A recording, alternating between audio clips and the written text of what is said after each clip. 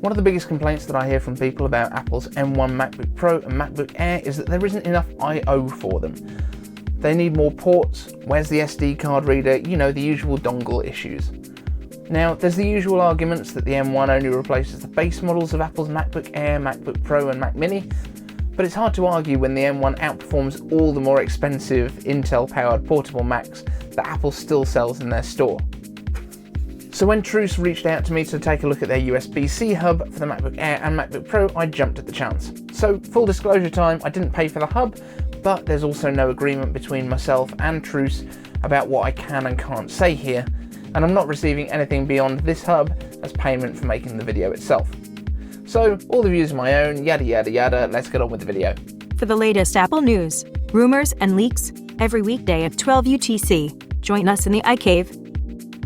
I'm iCave Dave, and every weekday at 12 UTC I share the latest Apple news, rumours and alleged leaks, so if that's something that would interest you, go ahead and subscribe to the channel, and if you'd like a shout out in the next news video, ring my bell because you don't want to miss a thing.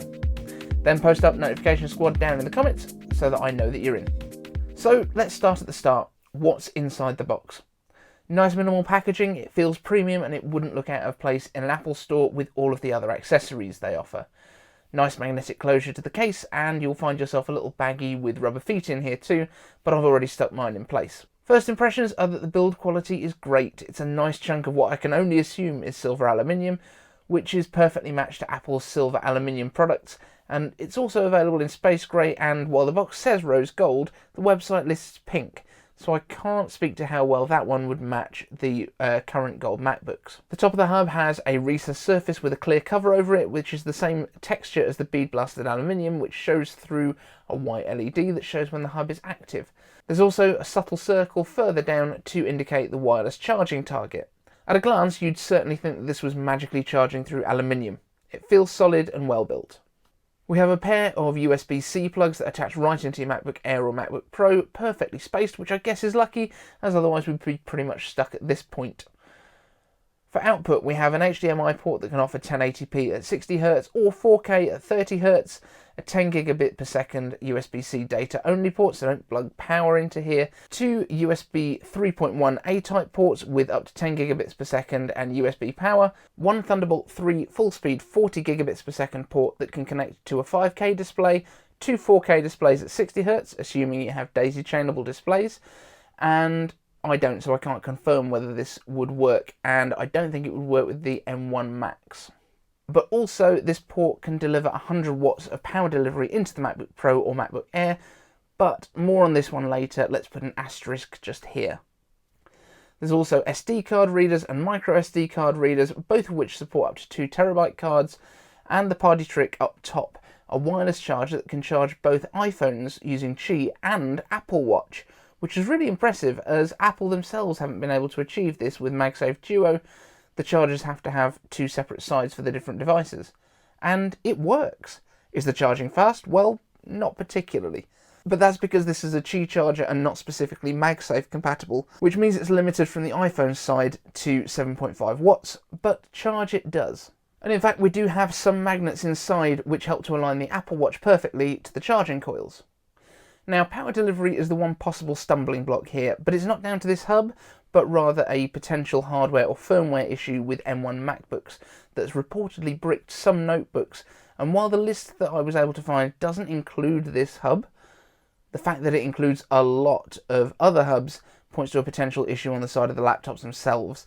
It seems that almost anything other than directly charging using Apple's USB-C charger directly into the laptop, including monitors with power delivery, can cause issues when the system sleeps or the hubs are removed without shutting down the system.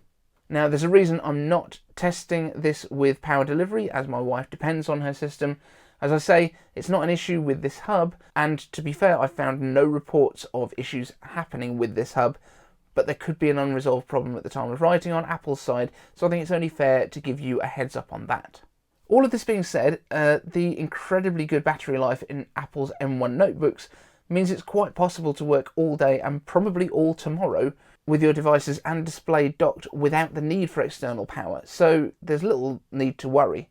And fingers crossed Apple will be able to release a firmware update that deals with this issue in due course. For now though, I'd recommend anyone using the dock with M1 MacBooks charge using the Apple charger directly, and then switch to your dock when you're at the desk for productivity.